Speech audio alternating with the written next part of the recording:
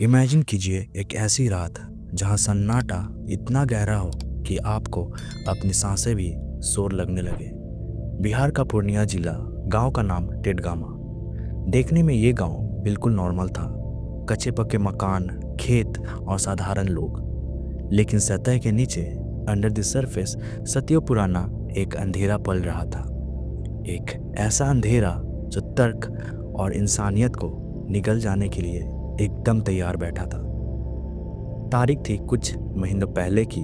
रात ढल रही थी, गांव के ज़्यादातर लोग सो चुके थे, लेकिन एक घर में, बाबूलाल ओराव के घर में, शायद किसी को अंदाज़ा नहीं था कि ये उनकी आखिरी रात होने वाली है।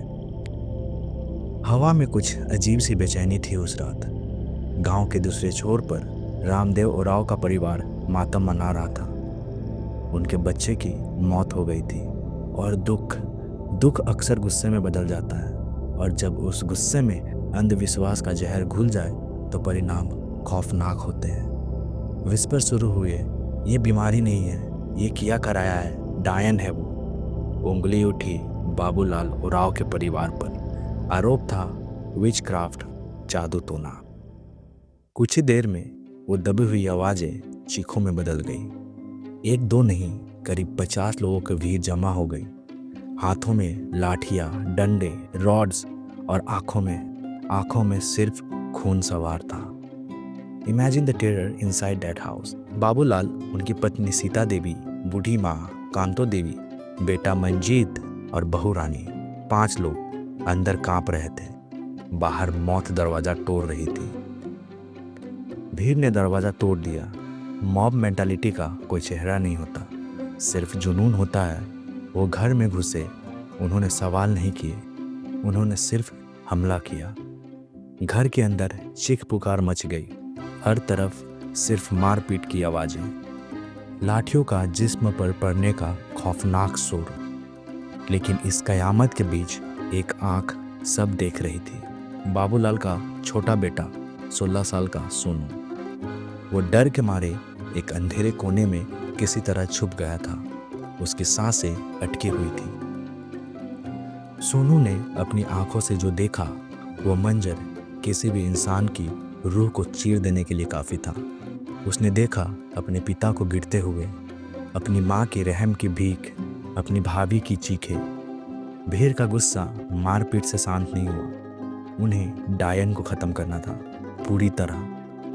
अधमरे हालत में उन 5 को घसीटकर घर से बाहर निकाला गया और फिर आग लगा दी गई। पूर्णिया के उस छोटे से गांव की रात 5 जिंदा इंसानों के जलने की रोशनी से नहा गई।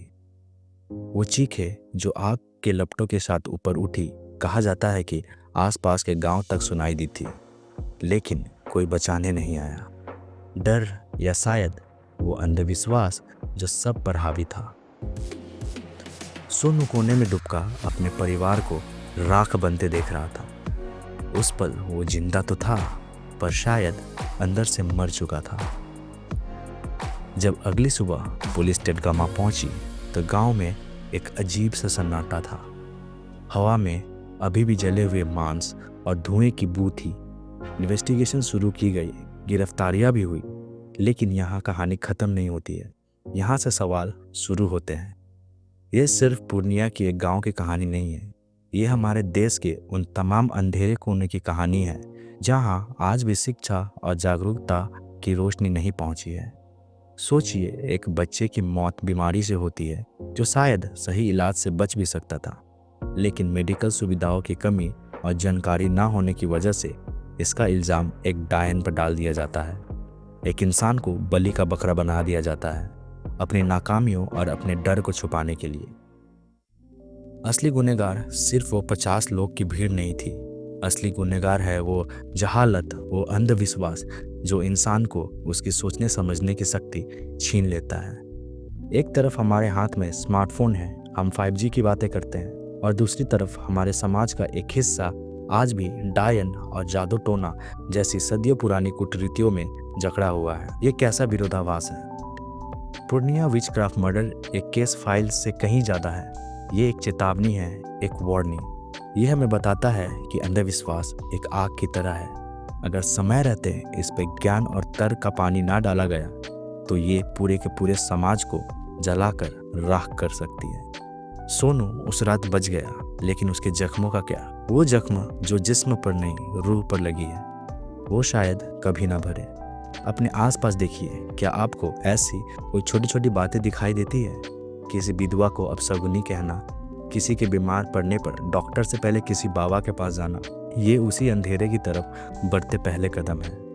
सवाल ये नहीं है कि टिटगामा में क्या हुआ, सवाल ये है कि हम इससे क्या सीखते हैं। जब आपके सामने अंधविश्वास का अंधेरा फैलेगा तो क्या आप एक छोटे से दिया जलाएंगे या चुप रहकर अंधेरे को और गहरा होने देंगे? सोचिएगा ज़रूर।